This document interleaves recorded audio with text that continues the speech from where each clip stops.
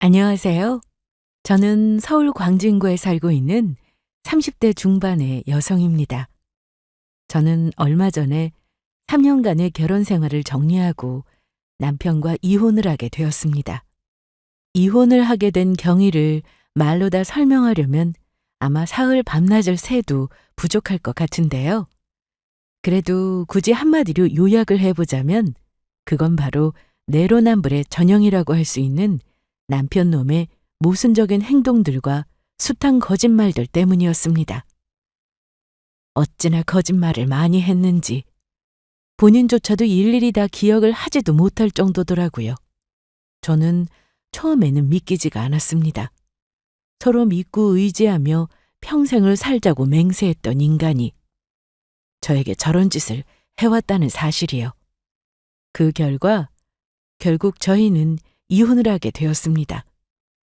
충격적이고 실망스럽다 못해 나중에는 서글프기까지 하더라고요. 제가 믿고 사랑해왔던 사람과 이런 결말을 맞게 되었다는 현실에 말입니다.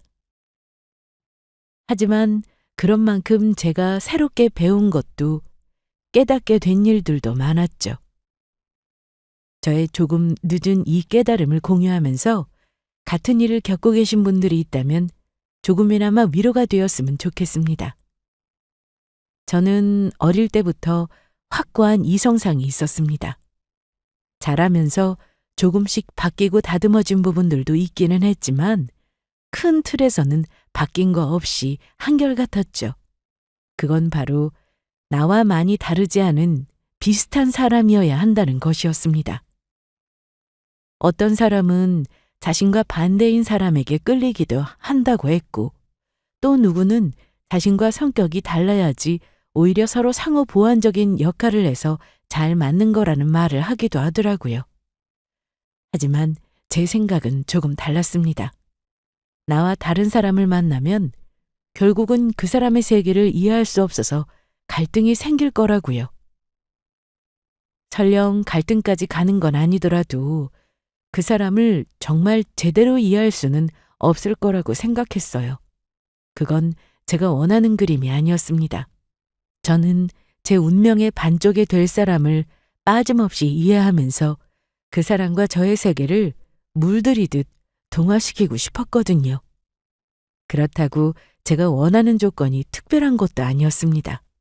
그건 제가 전혀 특별하지 않고 지극히 평범한 보통 사람이었기 때문이었어요. 성격적으로 별난 구석이 없고 자극적인 중독에 빠져 있지 않으면서 자기관리와 절제를 잘하는 사람. 그게 제가 원하는 조건이었습니다. 그런 의미에서 29살이 되던 해에 제가 만났던 동갑내기 남자친구는 딱 제가 찾고 있던 그런 사람이었어요. 승진아, 나 다음 주 실적 발표 때문에 이번 주말에는 회사에 나가서 잔업 좀 해야 할 것 같아. 팀원들도 다 나오기로 했거든. 미안한데 모레 데이트는 취소하고 다음 주에 만나도 돼? 일인데 뭐가 미안해. 당연한 거지. 나는 괜찮으니까 신경 쓰지 마. 그나저나 주말까지 출근해서 일하려면 자기가 힘들겠다. 아, 그러니까 주말에는 데이트하면서 좀 쉬고 싶었는데. 그나저나 나도 안 만나는데 주말엔 뭐 할 거야? 주말에? 나야 할 일은 항상 많지. 일단 아침에 일어나서 운동부터 다녀오고 점심때는 오랜만에 카페에나 가야겠다. 가서 책 좀 읽고 나 주식 스터디하는 거 공부도 좀 하고 올게. 에? 주말에도 운동하게? 그날 영하 2도라고 하던데 안 춥겠어? 그럴수록 더 하고 와야지. 운동이라는 게 원래 하루라도 쉬면 하기 싫어져서 안 돼. 당시에 남자친구와 저는 서로 아는 선배의 소개로 만난 사이였습니다. 소개를 해주던 선배가 제 성격이나 성향을 잘 아는 사람이라 저와 잘 맞을 것 같다면서 연결을 해준 것이었죠. 그리고 정말 선배의 말대로였습니다. 남자친구는 제가 찾던 장점만을 나열해둔 사람 같았죠. 목표가 뚜렷해서 자기 일을 열심히 성실하게 하고 술, 담배나 내기, 도박 같은 자극적인 유흥거리에는 전혀 관심이 없었어요. 누가 시키지 않아도 혼자 스스로 운동도 열심히 했고 매일을 계획적으로 살면서 자기 관리를 잘하는 사람이더라고요. 옆에서 제가 지켜보기에도 대단하다 싶을 정도로요. 그러면서 성격도 좋았습니다. 어느 모임에 나가건 친구들 사이에서 인기가 많았고 낯선 타인에게도 예의 바르고 친절하고 다정한 사람이었어요.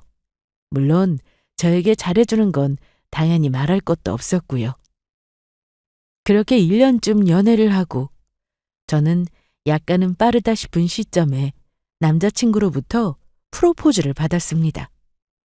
하지만 결론적으로는 그 사람과 결혼을 하기로 결심을 했고요. 남자친구와는 가벼운 농담을 나누더라도 아니면 깊은 고민거리를 나누더라도 언제나 만족스러운 대화가 가능했기 때문이었습니다. 사고방식이나 가치관이 저와 너무 잘 들어맞는 게 가장 큰 이유가 아닐까 싶었죠. 이렇게 서로 비슷한 사람이라면 평생을 함께 살아도 외롭거나 지루할 틈이 없겠다 싶더라고요. 결정적으로 그 사람은 가족도 소중하게 여길 줄 알았고 아이들도 좋아하는 사람이었습니다. 평소에 이야기하는 걸 들으면 가정의 소중함을 잘 알고 있었고요. 그런 면에서 요즘 또래들답지 않게 굉장히 가정적인 사람 같았습니다. 배우자감으로 더할 나위 없이 괜찮다 싶은 사람이었어요. 적어도 그 당시에는요. 그리고 제가 생각했던 것처럼 신혼 초반의 결혼 생활은 아무런 문제가 없었습니다. 저희 둘 다 평생 처음으로 가족이 아닌 누군가와 함께 살아보는 경험이었거든요. 당연히 시행착오가 있을 수밖에 없었죠. 하지만 설거지를 바로 하지 않는다거나 양말을 신고 침대에 올라가는 것, 재활용 분리수거를 모아뒀다 한꺼번에 하는 것 같은 문제들은 적어도 저에게는 딱히 크게 느껴지는 중대한 단점들은 아니었습니다. 물론 이것도 사람의 취향마다 차이가 있을 수 있겠죠. 제 친구는 이 문제들로 쌓이던 것이 결국 터져서 이혼을 하게 됐거든요. 그러니 이런 것들도 어디까지나 저의 입장에서 별 문제가 아니었다는 것이었습니다. 이제는 남편이 된 그 사람도 결혼 생활 초반에는 저로 인해서 불편하거나 새롭게 적응해야 되는 것들이 적지 않게 있었을 테고요. 하지만 문제가 되었던 것은 정작 따로 있었습니다. 여보, 지금 어디 가? 1시간 있다가 우리 친정에 물건 가지러 가기로 했잖아. 아, 우리 장모님 댁에는 2시간 있다가 가는 걸로 조금만 미루면 안 될까? 어? 우리 온다고 아까부터 엄마가 외출도 못하고 집에서 기다리고 계시는데 뭐 때문에 그래? 아니, 나 운동을 못하니까 너무 답답해서 밥 먹고 나면 딱 이 시간에 뛰고 와야지 뭔가 마음이 편한데 무슨 소리 하는 거야 진짜. 엄마가 지금 기다리고 계시다니까. 그냥 엄마 집에 다녀와서 하면 되잖아. 그때는 늦으니까 그렇지. 알았어. 여러분은 저희 남편의 저 말들이 이해가 되세요? 이런 일들이 한두 가지가 아니었습니다. 연애할 때는 전혀 이런 일이 없었거든요. 신혼 극 초기까지만 해도 마찬가지였고요. 그런데 결혼한 지 반년쯤 지나서부터인가 남편이 점점 이해할 수가 없는 말과 행동들을 반복해서 하더라고요. 여보, 밥 다 차려놨어. 나와서 먹어. 나 아직 공부 덜 끝나서 그런데 8시에 먹으면 안 되나? 밥 이미 다 차려놨다고. 그럴 거면 나중에 요리하라고 미리 말하든가. 파스타 다 퍼지잖아. 진짜 미안해. 당신 먼저 먹어 그럼. 밥 먹고 나서 다시 공부하면 되잖아. 나 지금 한참 공부 잘 되고 있는데 흐름 끊기기 싫어서 그래. 먼저 먹어. 남편의 문제점들은 극명했습니다. 본인의 일과와 우선순위가 너무 확실한 나머지 저에게도 본인의 그 일과 시간표를 강요하고 있다는 점이었어요. 너무 계획적인 타입이라 남편에게는 본인이 세운 그날의 일과가 하루 중에 가장 중요한 일들이었습니다. 결혼 전에야 혼자서 어떤 식으로 살든 본인만의 선택이었지만 문제는 이제 저와 둘이 사는 집에서도 스케줄이 본인 위주로 돌아가고 있었다는 사실이었습니다. 그것도 정말 급한 일들이 아니라 나중에 미뤄도 되는 전혀 중요하지 않은 문제들로요. 제가 봤을 때는 지금 하나 나중에 하나 아무런 차이가 없었는데 남편은 그 미세한 차이들도 예민하게 받아들이더라고요. 처음에는 그나마 제 말을 듣고 궁시렁거리는 정도에서 끝나는 수준이었습니다. 그러던 것이 차츰 시간이 지나니 계획이 본인 뜻대로 안 되거나 제 반대에 못 이겨 변경이라도 해야 할 때면 심지어 짜증까지 내더라고요. 내 남편 진짜 왜 저러나 이해를 못하겠어. 무슨 말도 안 되는 걸로 자기 본인 루틴이 깨진다는 등 이상한 소리를 한다니까? 야, 벌써 그런다고? 세상 남자들 다 변해도 네 남편은 절대로 안 그럴 것 같더니 결국 어쩔 수 없이 똑같은 남자였구만. 야, 나 지금 농담할 기분 아니야. 진지하게 왜 저렇게 변했지? 옆에서 보는데 저런 소리 할 때마다 진짜 이해가 안 돼서 너무 스트레스 받아. 변한 게 아니라 지금까지 숨겨왔던 거지 뭘. 그냥 원래 저런 성격인 사람이었던 거야. 본인 위주로 돌아가야 직성이 풀리는 사람. 근데 너랑 연애하던 시절이랑 결혼한 초반에는 좀 참으면서 맞춰주는 척 했던 거고. 내 남편도 딱 저런 스타일이거든. 연애할 때는 가끔 봐서 그런지 이런 문제가 없었어. 어떻게 만사를 본인 위주로만 맞추려고 하지? 저럴 거면 혼자 살아야지. 왜 결혼해서 누구랑 같이 살 생각을 해? 나한테는 본인한테 맞추라고 하면서 본인은 커리어랑 인맥 관리하면서 모임 가느라 항상 시간 없다고 그래. 저는 너무 속이 터진 나머지 결혼을 한 비슷한 처지의 친구들을 만나 고민 상담을 해본 적도 많았습니다. 하지만 친구들이 내놓은 답변들은 다들 한결같았어요. 원래 그런 고충까지 겪는 게 결혼 생활이라고 하더라고요. 저는 1년 만에 결혼을 하기로 했던 그 결정이 너무 성급한 결정이었던 것인지 때늦은 후회가 밀려들었습니다. 하지만 친구들 말에 의하면 1년 정도 지났으면 그건 시기의 문제가 아니라고 하더라고요. 결혼 전까지 작정하고 숨기려고 했던 거라면 그게 3년, 4년이라도 가능하다면서요. 듣고 보니 그것도 맞는 말이었죠. 다만 저는 핑계를 찾고 싶었을 뿐이었고요. 심지어 문제는 남편 위주로 돌아가는 저런 이기적인 면모들이 다가 아니었습니다. 앞서 제가 남편이 가정적이고 가족을 소중하게 챙기는 장점으로 보였었다고 말씀드렸었잖아요. 결혼 전의 장점이 결혼 후의 단점으로 돌변하는 건 정말 말 그대로 한 끗 차이였습니다. 결혼을 하고 났더니 남편이 입만 열면 내내 우리 어머니 타령을 해댔거든요. 남편은 어린 여동생과 함께 어릴 때부터 시어머니와 단둘이 자라와서 시어머니에 대한 정이 무척이나 깊은 편이었습니다. 남편이 6살이 되던 해에 시아버지가 사고로 돌아가셨다고 들었었는데 대학에 들어가고 나서 비로소 듣게 된 진실은 그게 아니었다고 하더라고요. 남편을 낳고 거의 1년밖에 되지 않아서 시아버지가 해외 주재원으로 파견을 나가게 되셨다고 했습니다. 그리고 현지에서 만나게 된 다른 파견업체의 여직원과 바람이 났고요. 그 불륜 관계는 한국으로 돌아와서도 한동안 이어졌는데 시어머니가 사실을 깨닫게 될 때까지 지속되었다고 하더라고요. 바람을 피운 사실을 들키고 난 뒤 시아버지는 제발 이혼을 해달라고 시어머니께 애걸복걸했습니다. 이혼만 해준다면 위자료도 든든하게 챙겨주고 애들 2명의 양육비도 매달 꼬박꼬박 잘 붙이겠다고 했고요. 결국 시어머니는 이혼을 선택했고 재산분할과 위자료를 합쳐 당시에 살고 있던 아파트를 받으셨다고 했습니다. 이 소식을 제3자의 입장에서 듣는 저도 충격적이었는데 당시에 남편은 오죽했었을까요? 모든 사실을 알게 된 이후로 남편은 시어머니를 더욱 안쓰럽게 생각하게 되었다고 합니다. 그리고 제 추측으로는 아마도 그때부터 시어머니에 대한 효심이 지극정성으로 돌변하게 된 것 같았어요.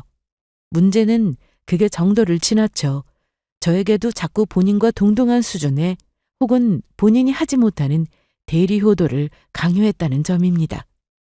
심지어 저를 은근히 떠보기까지 하면서요. 예를 들면 이런 것들이 있었습니다.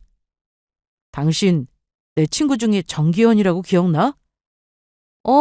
당신 중고등학교 친구라고 했었잖아. 기억하지? 1년 전에 나랑 그 친구 결혼식도 같이 다녀왔었잖아. 맞아. 최근에 걔네 집 근처에서 볼 일이 있어서 잠깐 만났었거든? 근데 집에서 혼자 라면을 먹고 있었다는 거야. 그래서 와이프는 어디 갔냐고 물어봤지, 내가. 그런데 글쎄, 와이프가 시어머니랑 해외여행을 갔다더라고. 둘이서만? 어. 그래서 내가 깜짝 놀라서 뭐냐고 했더니 기현이 와이프가 이번에 회사에서 보너스를 좀 두둑하게 받았다더라고. 기현이 어머님이 원래 이태리 여행 한번 가보는 게 소원이라고 하셨거든. 와이프가 그 소리 듣자마자 바로 비행기 티켓 끊어서 시어머니 모시고 떠났다는 거 있지? 신기하기는 하네. 결혼한 지 1년이면 아직 시어머니랑 친하지도 않을 텐데 남편이랑 같이도 아니고 둘이서는 좀 불편하지 않나? 에이, 불편할 게 뭐가 있어. 고부간의 친구처럼 잘 지낸다더라. 완전 친딸이 따로 없대. 기현이 여동생보다 더 친딸처럼 지내서 사이가 그렇게 좋대. 처음에는 남편이 저런 소리를 해도 저는 그저 아, 그런 일이 있었나 보다 하고 넘기고 말았습니다. 지금 생각해보면 참 순진한 생각이었죠. 그런데 저런 신기한 일화가 남편 주변에는 끊이지를 않더라고요. 제 주변에는 듣지도 보지도 못했던 일들이 자꾸 남편의 입을 통해서 나오다 보니 나중에는 저도 그 미담의 출처에 관해서 의구심이 생기기 시작했습니다. 나 오늘 친구들 단체 대화방에서 훈훈한 이야기를 또 하나 들었어. 뭔데? 내 고등학교 친구놈들 중에서 이지훈이라고 어머니가 신장이 많이 안 좋으신 애 하나가 있거든? 응. 그런데 얼마 전에 어머니가 신장 공예를 받아서 수술을 하셨다더라고. 잘 됐다고 다들 축하를 해줬는데 그 공여자가 사실 누구인 줄 알아? 설마 며느리가 해줬다는 이야기는 아니지? 어떻게 알았어? 지훈이는 당뇨가 있어서 하고 싶어도 할 수가 없었거든. 그래서 애만 태우고 있었는데 재수 씨가 선뜻 한다고 나섰대. 진짜 대단하지 않아? 그래, 대단하네. 우리가 지훈이 놈한테 너는 평생 재수 씨 받들어 모시고 살아라 이랬잖아. 시어머니가 딸이나 아들도 아니고 며느리에게 신장 공여를 받다니. 그런 일이 전혀 없다고 할 수는 있지만 솔직히 말해서 인터넷에서나 찾아볼 수 있는 지극히 드문 일이잖아요. 그런데 남편이 저 이야기를 꺼냈을 때부터 저는 설마 또 하는 생각이 들었습니다. 아니나 다를까 공여자가 며느리라고 하더라고요. 그때쯤 되었을 때 저는 드디어 남편이 하는 이 기상천외한 이야기들이 어떤 목적성을 가지고 있는 게 아닌가 하는 그동안의 의심이 확신으로 바뀌어가고 있었습니다. 남편은 그런 저에게 어떻게 알았냐며 신기하다고 하고 저는 어이가 없어서 속으로 웃기만 했었죠. 정말 뭐라고 대답을 해야 할지를 모르겠더라고요. 다음 주 월요일에 어머니 안과 검진하러 병원에 가신다는데 당신이 모시고 좀 가주면 안 돼?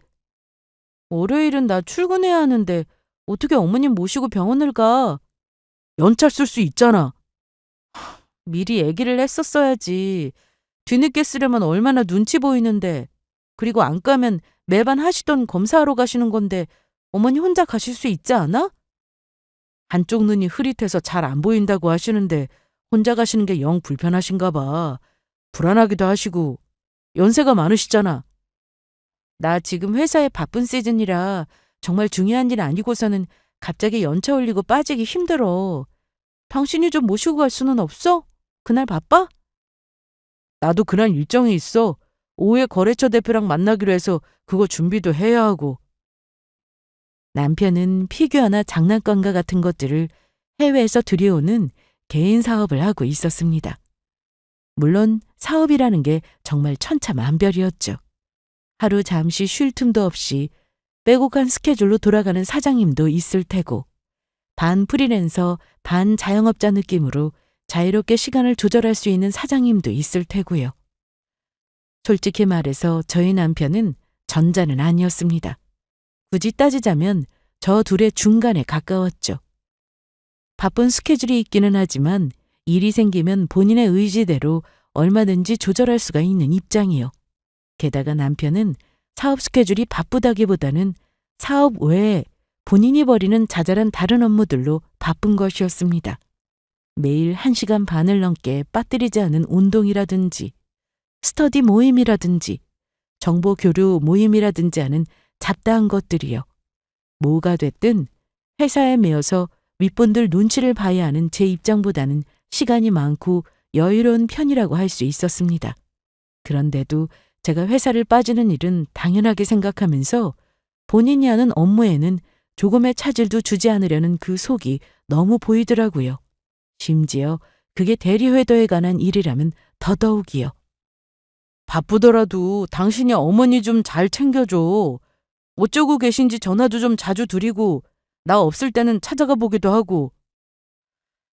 이제 연세가 있으시다 보니까 기력도 그렇고 영 건강이 예전 같지가 않으신가 봐. 저는 원래부터 효도는 셀프로 하자는 주의였어요. 물론 저도 가족의 일원으로서 그리고 며느리 된 도리로 시어머니를 공경하고 잘 모셔야 한다는 마음은 가지고 있었습니다. 하지만 기본적으로 어디까지나 본인 어머니는 본인이 직접 모시는 게 우선이라고 생각하고 있었어요.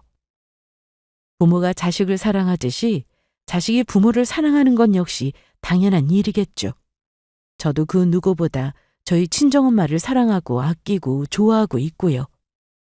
하지만 그렇다고 해서 그게 저희 남편에게도 당연한 일이라는 생각은 한 번도 해본 적이 없었습니다. 누구도 제가 아는 수준만큼 저희 엄마를 사랑할 수는 없는 일이고 남편이 제 마음처럼 저희 엄마를 모시지 않는다고 해서 그걸 속상해할 필요가 없는 일이라고 생각했고요. 그렇지만 남편은 이런 저를 전혀 이해하지 못하는 눈치였습니다. 결혼 후에 TV에 가족 갈등에 관한 예비 프로그램을 보다가 얼핏 이런 주제의 이야기가 우연히 나온 적이 있었어요.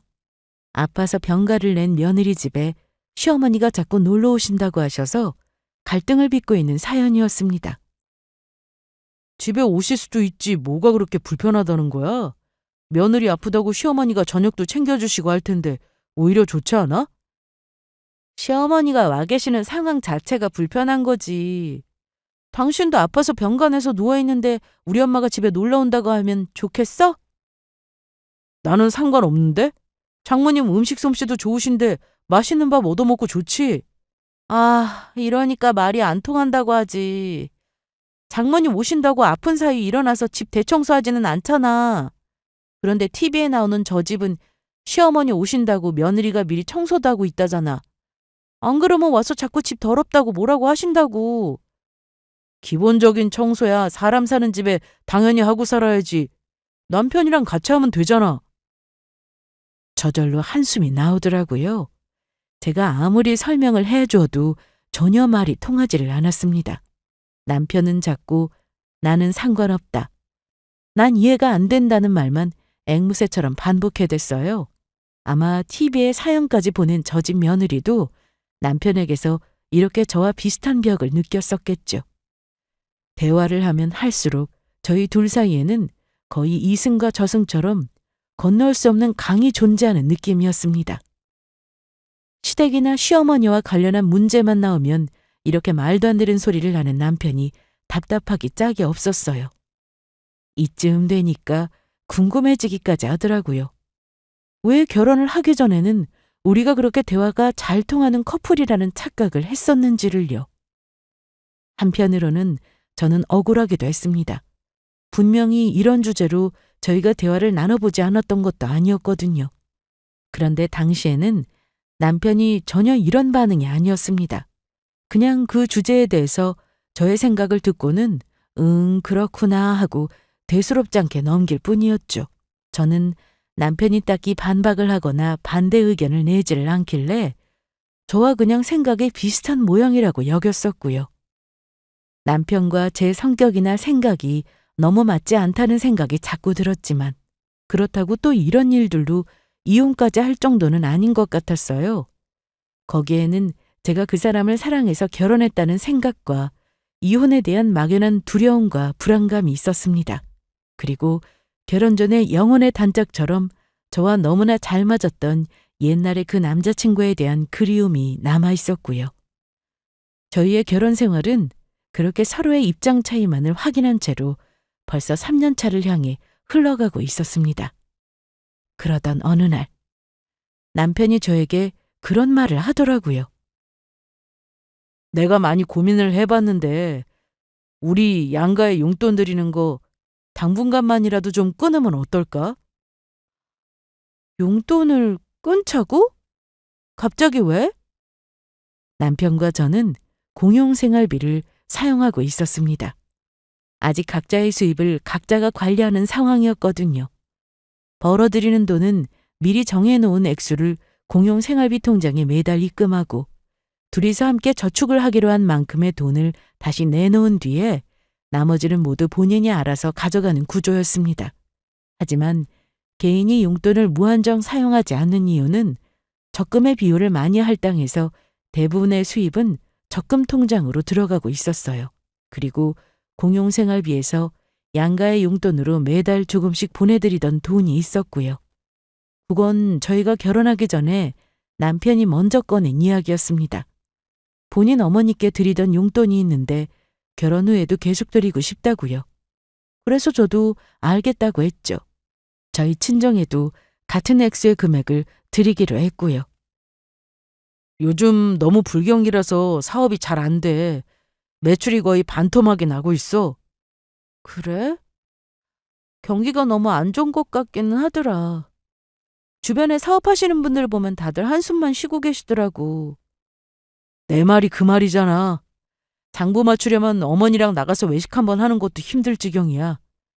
경기 회복될 때까지 한동안 계속 이런 추세일 것 같은데 일단 당분간만이라도 용돈 문제는 그렇게 하자. 알았어. 어쩔 수 없지 뭐. 그리고 명절에 드리는 돈도 좀 줄이고 우리 생활비 통장에서 나가는 돈도 줄일 수 있는 건 최대한 많이 줄이자. 우리 아직 애가 있는 것도 아니니까 지금 가능한 한 많이 줄여봐야지. 생활비는 최저로 들어가는 고정 지출들이 정해져 있다 보니 아무리 애를 쓴다고 해도 줄일 수 있는 한계가 있었습니다. 남편의 말대로 양가로 나가는 용돈과 경조사비를 줄이는 게 가장 확실한 방법이기는 했어요. 저도 그 의견에는 일부 동의를 했고요. 하지만 그게 이 정도로 급격하게 줄이겠다는 말인 줄은 꿈에도 몰랐었죠. 저희 친정엄마 생신이 다가오던 날, 저는 그 사실을 알게 되었고요. 이번에 장모님 생신 때 어디로 갈 거야? 아직 예약 안 했지? 어? 벌써 해놨는데? 내가 저번에 당신한테 링크 보내줬었던 한정식 하는 곳. 거기로 갈 거야. 엄마가 한식 좋아하시니까. 벌써 예약했다고? 예약금 걸어둔 건 아니지? 남편은 이미 예약을 끝냈다는 제 말에 깜짝 놀라 되묻더라고요. TV 볼륨까지 줄여가면서요. 의아한 건 오히려 저였죠. 예약금은 없었어. 왜? 거기 별로인 것 같았어? 아니, 좋아 보였는데 거기 가격 너무 비싸지 않아? 나오는 구성에 비해서 금액이 너무 과한 것 같아. 금액이 좀 세기는 한데 생신이 여러 번 있는 것도 아니고 1년에 딱 한 번 있는 날이잖아. 그래도 그 돈이면 고기를 몇 번을 먹을 돈인데. 차라리 우리 고깃집을 가는 건 어때? 장인어른도 고기 좋아하시잖아. 내가 기가 막힌 곳으로 찾아놓을게. 어?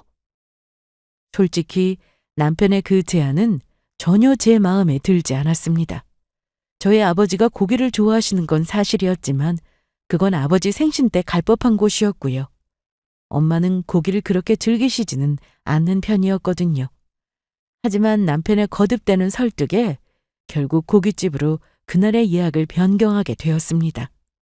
정말 마음에는 들지 않았지만 시어머니 생신 때도 같은 고깃집을 가자고 하길래 그냥 참고 넘어갔어요.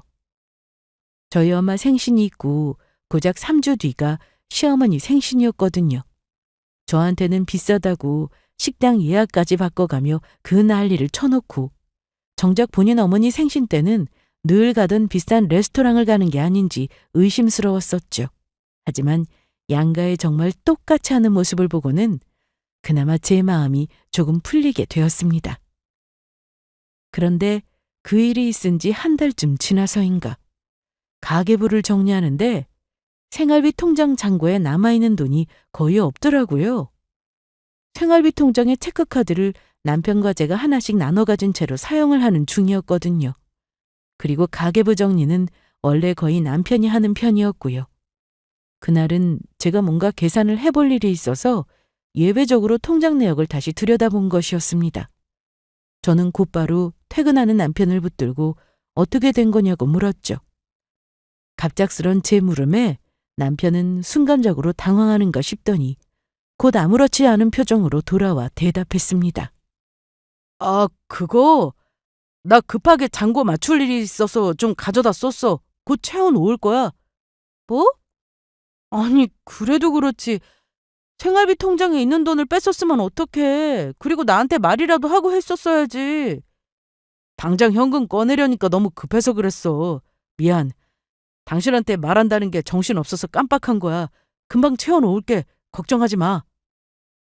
생활비 통장뿐만 아니라 적금 통장까지도 대부분 남편이 관리하고 있었는데 이렇게 되니까 갑자기 그 통장 내역도 들여다봐야 하는 게 아닌가 싶은 생각이 문득 들더라고요. 다행히도 그 통장 내역에는 남편이 손을 댄 흔적이 없었습니다. 사업이 어렵다고 하더니 여기까지 손을 댈 정도로 상황이 많이 좋지 않나 싶었어요. 저한테는 사실대로 말도 못하고 끙끙거리고 있는 게 아닌가 싶기도 했습니다. 그렇게 생각하니 어쩐지 남편이 괜히 안쓰러워 보였어요. 그래서 제가 다음날 장을 봐서 그 사람이 좋아하는 요리를 잔뜩 만들어 먹기도 했고요. 미우니 고우니 해도 결국은 한 가족이었으니까요. 그런데 나중에 알게 되었지만 남편이 말하지 못한 속사정이 정말 있기는 했더라고요. 비록 제가 생각했던 그런 종류의 것이 아니긴 했지만요. 어느 날 저는 시댁이 있는 동네 근처로 업무상 미팅을 하러 나갈 일이 생겼습니다. 그날은 하루 종일 바쁘게 이것저것으로 외근이 있어서 점심도 챙겨 먹지를 못했었거든요. 시간이 오후 3시를 지날 때가 되어서야 간신히 마지막 미팅을 하기 전 잠시 짬이 생겨서 소금빵이 맛있다고 소문난 카페로 들어가게 되었죠. 카페는 한가운데가 원형으로 뚫린 가벽으로 옆 좌석들과 시야를 차단한 인테리어로 내부가 꽤나 넓은 곳이었습니다. 클래식 음악이 귀에 거슬리지 않을 정도로 작게 흘러나와서 조용히 대화를 하기에 분위기도 좋았고요. 저는 주문을 마치고 빵과 커피가 든 트레이를 받아 한쪽 구석으로 향했습니다. 그런데 어디선가 익숙한 목소리가 들리더라고요. 카페 정중앙에 있는 맞은편 좌석에 비스듬히 앉아있는 것은 바로 저희 시어머니였습니다. 친구분들이랑 같이 오신 건지 비슷한 연배의 분들이 4명이나 더 앉아 계셨죠. 어머니, 이 가방 선물 받은 것때 어때? 제가 인사를 드리러 가려고 자리에서 일어선 그 순간이었습니다. 시어머니 목소리가 워낙 크셔서 그런지 카페가 쩌렁쩌렁 울릴 정도로 잘 들리더라고요. 그리고 그 말이 끝나자마자 모두의 시선이 시어머니가 들어올린 가방으로 향했어요. 저를 포함해서요. 어머 세상에, 너무 좋아 보인다. 누가 이런 걸 선물했대? 누구긴 누구야. 보나마나 또 아드님 작품이겠지. 맞아, 우리 아들이 내 생일 선물로 선물한 거야. 내가 그냥 나갈 때 가볍게 들만한 백이 필요하다고 했는데 갑자기 백화점에 달려가서 사온 거 있지? 시어머니의 그 대답에 저는 놀라다 못해 기가 막혔습니다. 남편이 시어머니 생신 선물로 명품백을 선물했다는 소식은 완전히 금시초문이었거든요. 말하자면 저에게도 말을 하지 않고 몰래 시어머니께 선물을 했던 겁니다. 양가에 공평하게 용돈을 끊자며 선물도 하지 않기로 했다던 바로 그 사람이 말이에요. 심지어 저 명품백은 저도 본 적이 있는 것이었습니다. 며칠 전 무거운 가구를 옮겨다 드린다고 남편과 함께 시댁에 들렀을 때 시어머니 방에 못 보던 가방이 있더라고요. 그래서 제가 조금 유심히 쳐다보고 있었더니 시어머니께서 원래 있던 가방이었다며 얼버무리듯 대답을 하셨거든요. 제가 시어머니의 가방 목록을 다 알고 있는 것도 아니었으니 그냥 그런가 보다 하고 넘겼었죠. 평소에도 워낙에 명품을 좋아하시기도 했고요. 그런데 바로 그 가방이 오늘 이 자리에 등장을 한 것이었습니다. 그것도 상상도 못했던 출처를 품고서요. 저는 어이가 없어서 그만 일어서려던 자리에서 다시 엉덩이를 붙이고 주저앉았습니다. 게다가 그뿐만이 아니었어요. 기가 막힌 사연은 그 뒤로도 줄줄이 튀어나오고 있었습니다. 가방이 너무 예쁘다 진짜. 아유 부러워. 어떻게 저런 효자들을 다 낳았나 몰라. 너 저번에 명절 때도 명품 팔찌인지 반지인지 받았다고 하지 않았어? 팔찌. 지금 끼고 있는 이거잖아. 아이고, 엄마한테도 이렇게 잘하는데 자기 와이프한테는 더 잘하겠지. 우리 아들은 내가 1순위야. 며느리가 2순위고 내가 남편 복은 없어도 자식 복은 있잖아. 저번에는 생일도 다 지나서 스시집에 예약을 해와서 같이 가자고 하더라고. 저는 그날 그 자리에서 엄청난 이야기들을 계속해서 듣고 있었습니다. 남편은 시어머니의 생신 때 시어머니를 모시고 둘이서만 따로 나가서 스시 오마카세를 먹고 왔던 것이었어요. 말하자면 저희 엄마도 모시고 갔다던 그 고깃집은 저희에게 보여주기 위한 눈속임이었던 겁니다. 시어머니께만 따로 명품 선물도 사드리고 인당 몇십만 원이나 하는 고급 일식집으로 가고 또 호텔 뷔페까지 들렀더라고요. 그동안 몰랐었던 시어머니 팔찌에 가방들까지 전부 다 남편이 사드린 것이었습니다. 다 저에게는 입도 뻥긋 한 적이 없는 것들이었죠. 저한테는 생활비 지출 좀 줄이라며 친정에 갖다 드리는 소고기도 비싸다고 하던 인간이 말이에요. 너무 충격받은 나머지 그날 제가 무슨 정신으로 그 이야기들을 듣고 있었는지도 기억이 가물가물할 정도였습니다. 저는 집으로 돌아와 그동안 남편이 쓰는 개인카드 내역과 생활비 내역, 기타 잡 지출들을 모두 탈탈 털어 확인했습니다. 집에서는 컴퓨터를 같이 사용하고 있어서 공인인증서가 모두 깔려 있었거든요. 내역서를 찾아보는 것은 일도 아니었습니다. 알고 보니 얼마 전 급하게 사업자금으로 빼서 썼다던 그날이 바로 시어머니께 가방을 사드린 날이었더라고요. 현금으로 샀어야 하는데 돈이 모자라서 그 돈을 빼서 쓴 것이었고요. 며칠 뒤 생활비 통장에 각자가 돈을 집어넣는 날이 되었어요. 저는 그 통장에 돈이 들어오자 모조리 인출을 했습니다. 그리고 적금 통장에 있던 돈도 남편이 시어머니 생신 때 썼던 돈만큼 빼냈고요. 저는 그 돈을 가지고 바로 백화점으로 달려가 엄마 선물을 사드렸죠. 엄마는 갑자기 무슨 일이냐고 의아해 하시면서도 돈을 아끼려며 자꾸 저를 말리셨고요.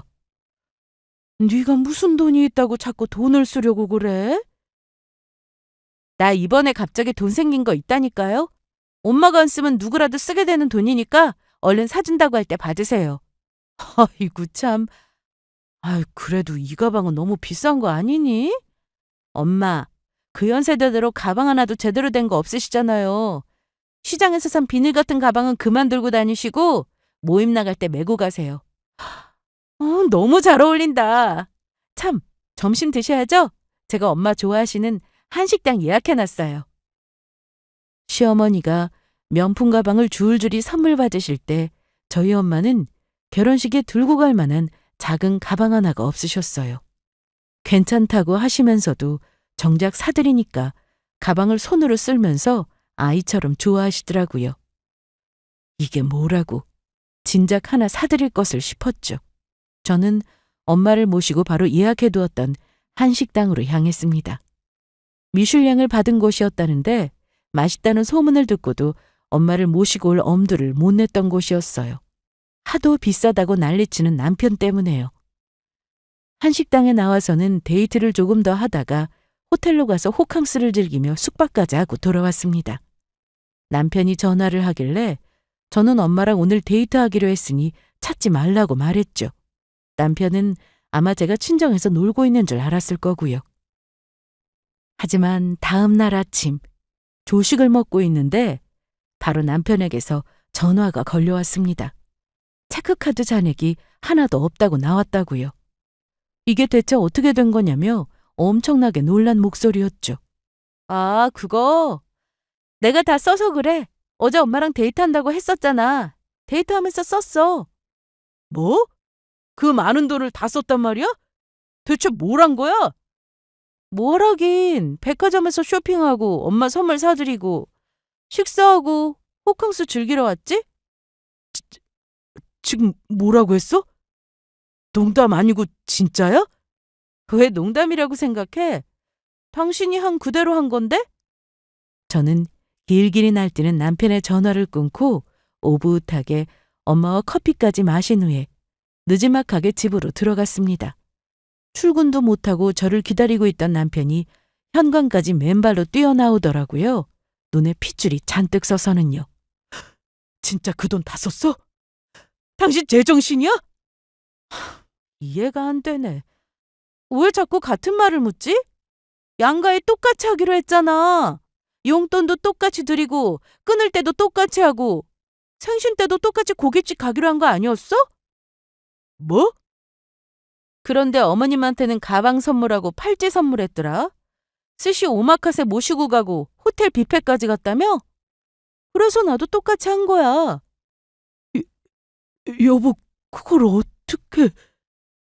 남편은 이제 거의 두 눈이 튀어나올 정도였습니다. 제가 모든 사실을 알았다는 것보다 그걸 어떻게 알게 됐는지가 더 궁금한 모양이더라고요. 저는 차분한 얼굴로 그게 중요하냐고 되물었죠. 그러자 번뜩 정신을 차린 남편이 한 차례 고개를 흔들더니 제 손을 붙들었습니다. 어머니가 불쌍해서 그랬다느니 요즘 우울증이신 것 같아서 기분 전환 시켜드리라고 했다느니 이상한 소리를 하면서요. 우리 엄마도 요즘 갱년기가 너무 심하게 오셨대. 그래서 기분 전환 더 시켜드리려고 내일도 나가서 쇼핑할 거야. 나 사흘 연차 썼거든. 아니 그걸 그렇게 똑같이... 여보, 잠깐만. 내 말 좀 들어봐. 더 들을 말이 뭐가 있어? 당신이 한 대로 똑같이 할 거야. 아직 덜 했고. 결혼 이후로 당신이 썼던 몇 년치 카드 내역 모두 뒤져서 남은 금액도 다 쓸 거니까 그렇게만 알고 있어. 참, 적금 통장 해지됐으니까 그런 줄 알고. 남편은 처음에는 적반하장으로 소리를 지르며 목에 핏대를 세웠습니다. 아무리 그래도 그렇지 그렇게 그 많은 돈을 다 쓸 생각을 할 수가 있냐면서요. 제정신이냐고요. 그 말을 할 사람은 오히려 저였는데요. 어떻게 집에 있는 아내를 속이면서 그 오랜 시간 동안 뒤로 돈을 빼다 쓸 생각을 했냐고 되물었더니 꿀먹은 벙어리가 됐는지 말이 없었습니다. 저는 준비했던 이혼 서류를 내밀었어요. 그걸 보자마자 남편 놈은 지금과는 차원이 다른 반응으로 기겁을 했고요. 어떻게 이런 걸로 이혼을 하냐면서요. 이런 걸로 이혼을 안 하면 뭘로 이혼을 하겠어? 여보, 제발. 나도 한 가지 궁금한 게 있는데 당신 그 많은 효자 친구들 중에는 시어머니한테만 선물하다가 이혼당했다는 사람은 없나 봐? 남편은 그제서야 저에게 잘못했다며 싹싹 빌기 시작했습니다. 다시는 안 그러겠다고요. 다만 제가 마음을 돌리기에는 충분하지 않았을 뿐이었죠. 저는 남편과 얼마 후에 이혼을 하게 되었습니다. 소송까지도 결심했었는데 다행히 적당한 선에서 조건을 타협해서 협의 이혼으로 끝낼 수 있었고요. 남편 놈도 이제는 돌이킬 수가 없다는 생각을 했는지 끝에 가서는 순순히 도장을 찍더라고요. 질질 울면서요. 그 뒤로는 어떻게 지내는지 모르겠네요.